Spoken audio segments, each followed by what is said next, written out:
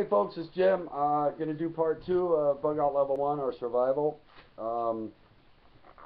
Anyway, Survival Level 1. Okay, the first video we went over protection, water, fire, shelter, the exact order of the 4 basic needs of survival, okay?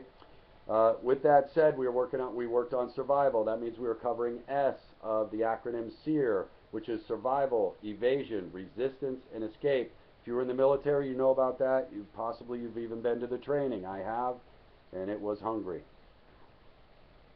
So again, survival, evasion, resistance, and escape. If we've mastered the first 2 skills, we should not have to enter into the second 2, okay? That's a key point. That's why I focus on this for the first 2 videos.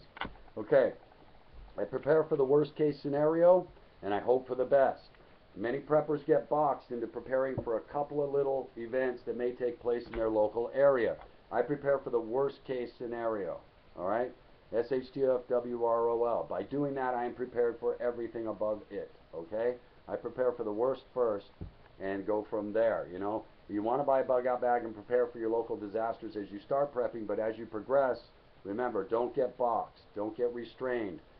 We want options, we want opportunities, okay? We want possibilities, not to be stuck in a box, okay?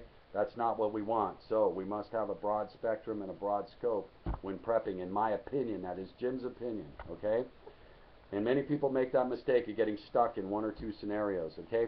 Next thing, bug out is a temporary state. It should be from point A to point B, not willy-nilly meandering about until you find shelter, okay? It's from point A to point B. That's what bug out should be, and it should be planned thoroughly. I should know it almost down to the exact footsteps should I have to abandon my vehicle and be on foot. Okay? That's why I will not live in a city again. Okay? But we'll get to that in a bit. Should be temporary. It should be no more than 2 hours from your home. 1 to 2 hours drive. In that way you can walk it in 1 week. Okay? And that's very important when we talk about bug out. Also, that allows you to be able to walk back should you have to and pick up supplies that you stashed when you abandoned your vehicle. You can reclaim your supplies possibly, okay? So think about that, especially if you've planned a rural route or a route that is surrounded by woods and whatnot. Hopefully you're not bugging out to a city or a housing district or something, okay? Hopefully you're bugging out to somewhere that's away from people. But anyway, so by doing that, you can also return and pick up some of your gear you may have had to stow in the woods due to your vehicle failing or whatever, okay? So think about that.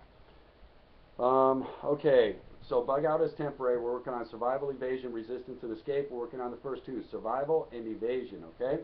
So let me demo the vest, all right? Here's the rest of the vest. I just wanted to show you that. If you didn't see video 1, go back and see it. There's a lot more on this, okay? All right, let me put that on. I had to slip that in. I'll show you how the vest is on, okay? How thin it is. There's a ton of gear in there.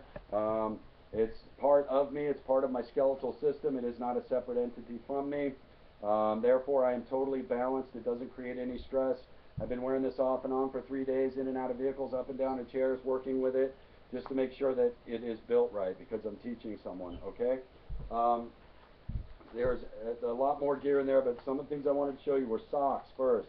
I carry 3 extra pair of cotton socks. I don't like wool on my feet. I carry 1 pair of wool socks. Those are for when I bivouac or bed down at night.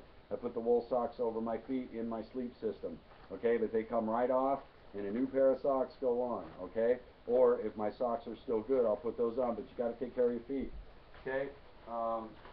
Long johns can be folded up easily, stowed in the pack. Washcloth, don't forget one. You got to keep your feet and body clean. Hat, wool hat for me. Gloves, obviously. This is a product called Miralax. Comes in a flat pack. You can pick these up. All right. Somebody may get stopped up along the way with diet changes. Okay. Then this is a neat sheet. I don't know if you can see it or not. These are very inexpensive. It's a ground cover. It's moisture resistant. It makes a good place to start your bedroll out. Put this as your ground cover. It can also become shelter and an added warmth should you need it. That's why I like the neat sheet. Versatile. It's also washable. Okay, and it's super lightweight. Okay, next thing would be get yourself, this is a mosquito net shirt. You see how massive this is? It fits over all my gear. It zips up the front. It goes on and off just like a shirt. Easy to put on. But if you notice, it's a hoodie. This is the hood up here that goes over your head. This is a screen, a bug screen that goes right over your face. You can walk through any bug conditions and you're going to be fine. You don't have to have goop all over you. You don't have to smell like crap. Okay? And this is going to add a lot of serenity to your hump through a bug-infested area. Alright? So think about it. Bugs will make you miserable. Think about that. Okay, next thing is, I was in cold weather training and over in Europe, and I was with a Swedish guy. He pulled out a martini shaker. I thought some gun was going to get drunk right there. I mean, we were all miserable. This was like day 4. And I'm telling you, I'm hurting, man. And I'd never seen this, but I tried to pay attention to a lot of these guys. In this is a mortar and pestle, basically. Okay, you can grind up anything in this. You can use the top to do that if you really had to. Right? Okay, you can grind anything up. It's also got the grinding ability because of those holes in there, should you have to, okay? But you can make your tea with a stick or whatever, grind up your tea, moss, pine needles, whatever. Study your indigenous region of how you make survival tea, okay? But then you turn this over, right? This has got the strainer in it, right? Goes right in there, boom, you put your tea down in it, you steep your tea right in your cup while it's on the fire. Isn't that something? All from a martini shaker. You can get these stainless steel online, or better yet, go to the Salvation Army and find one. Or but it fits right in there, okay? Very simple. Okay, and it's also a storage compartment within a storage compartment, okay? We want multiple uses for everything, and that's just something to think about. That's a really neat thing. Now for a cooker, take an old beer cooker, cut this stuff off, right? Make sure you burn off any chemical overlays that may be on the metal, but better yet, find a stainless steel beer cooker, and you'd be better off. But cut this part off. You got yourself a flat grill plate. You can use anything you want, but you can usually find these 50 cents at a yard sale or Salvation Army, Goodwill, whatever. Okay, we think of cheap stuff, okay? We don't think of spending a fortune on a pack when everything's right in front of us. Now, let's go over tea, survival tea. A lot of people think food. Look, the average population of the world fasts. We in America don't. We're gluttons. That's why we're overweight. The body wasn't designed to eat every day, folks. Okay, it was designed to drink every day, but not eat every day. So we can take a couple of days off of eating and be okay, most of us, if you're healthy. I don't take any medications or anything at my age. I'm, knock on wood, I'm lucky. But a lot of people are on medications. Of course, we've already discussed the different levels of abilities. Okay, I'm talking about average healthy person. Okay, so we can do this, and it's healthy for us. The survival tea will get up your alertness because of the vitamins and minerals and other things, and it will keep you light on your feet. You don't want to be hiking trying to eat a lot. Most of us can stand to lose 10 or 15 pounds. A week walking on a low diet isn't going to kill you, folks. All right, now if you're in a cold weather environment, you still got to keep your energy levels up. So pack your energy bars, protein bars, you know what I mean? A can of Spam is what I always bring. And a few other things in case you can't acquire food. But you can always make tea as long as you're in the woods. There is always tea, no matter what season it is. I can make a great tea in the woods. I want you to look that up and study it, know it, have a pamphlet in your pack so you can do it, okay? If you don't want to study it and practice it, at least keep a pamphlet in your backpack so you know how to make your survival teas while you're out there. It's going to do two things. It's going to keep you hydrated, and it's going to keep you semi-nourished. That's the important thing. I like to be light on my feet. I don't want to eat for the first 2 days in the field. That's me. I feel better. I'm on heightened alertness. I'm faster. I'm stronger. And I'm not weighed down, okay? I'll eat on day 3. That's what I do, okay? You can do whatever you want, okay? And the first thing is, if I'm doing a 2-day trek, I don't want to have to be taking a dump. That's a problem too, okay?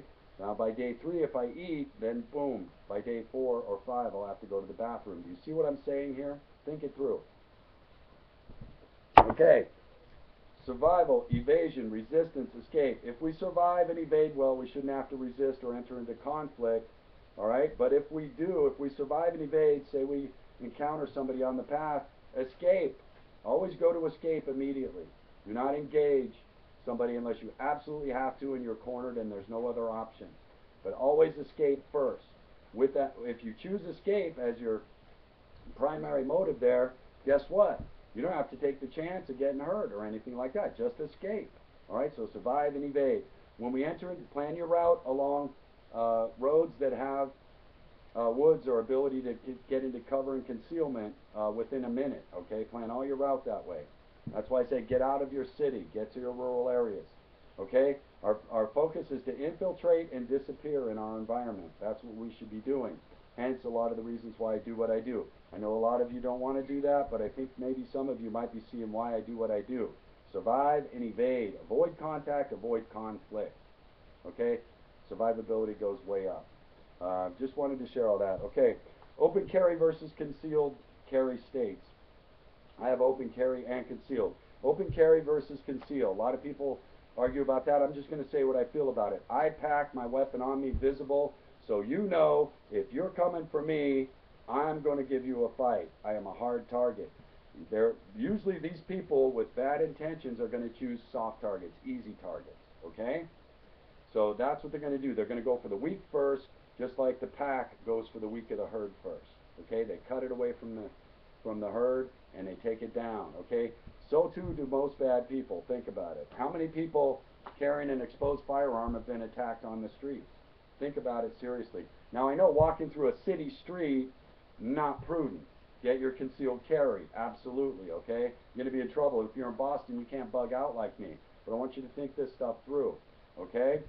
You want to be high speed and low drag, hence my pack. I can boot, scoot, boogie anytime I want. Bam! Gone. Okay? I'm not carrying some 80-pound sack of crap on my back. Alright? And that's why I preach what I preach, folks. Break the mold, man. Think outside the box. A bug-out bag is great if you're going in a car. Man, it's not always going to go perfect for you, and you've got to have your backup plan. My plan's on me at all times is yours. Can you flee, leave everything behind, and survive? I want you to start thinking about that seriously, okay? And I'm just trying to be your friend when I say that. Do whatever the heck you want. I'm just sharing my experience, strength, and hope, okay? I'm not here to judge or condemn anybody. I'm just here to share my experience, all right? So know that, again, you want to be able to infiltrate and disappear in your environment. Survive and evade are our two goals. If we do those well, we're good, man. We're going to make it to bug out. You should be able to walk to your bug out in a week, okay? And this vest is a part of my skeletal system, right? It's cat-like, doesn't exceed my body, so I don't have to worry about it. My brain is going to work with me because there's no difference between everyday body structure. Okay, when you put a big pack on your back, your brain doesn't calculate the fact that your body's bigger. It's like a cat with the whiskers, they just are. So think about your shoulders as your whiskers, okay? I want you to think about that, all right? All right, open carry versus conceal. I want my weapons exposed, like I said. I want you to know I'm not going easy. You're going to have to take my stuff. But let's avoid each other. And that's what will usually happen. People will leave somebody that's well armed, okay, because they'll go to the softer target. Okay? Metro versus rural. Get out of your city. Survivability goes way down when you're in a major metropolitan area. Get out. If you're a prepper, you've heard this 100 times from anybody who's teaching prepping. Get out of a city. Get out, get out, get out. I can't stress it enough. If you are a prepper and your mind is aware, get out. Get to a rural area. You can do it. You can rent an apartment above a garage. You know, there are a lot of inexpensive alternatives in a rural area. Usually it's cheaper to live there. You can commute into all the sweet things of the city, okay, like I do. We go shopping in pairs, you know, sometimes. You know, we go to the doctors at the VA in pairs sometimes, okay? I just wanted to share that with you. You can change your lifestyle a little bit, but get out of the city if you're a prepper. Survivability stats go way down in any major metropolitan area. They go way up when you get to a rural area. It's just a fact, folks, okay? And your bug out is, not, again, 90% of the threats in bug out are eliminated by getting out of a major metropolitan area, okay? You've just reduced your conflict probabilities greatly by about 90% if you do that, you know, just by doing that. So I hope I got a lot of information in. I showed everything, I think. Okay, it's a quick video. I'm putting in a kitchen floor today in my house, so I'm kind of rushed.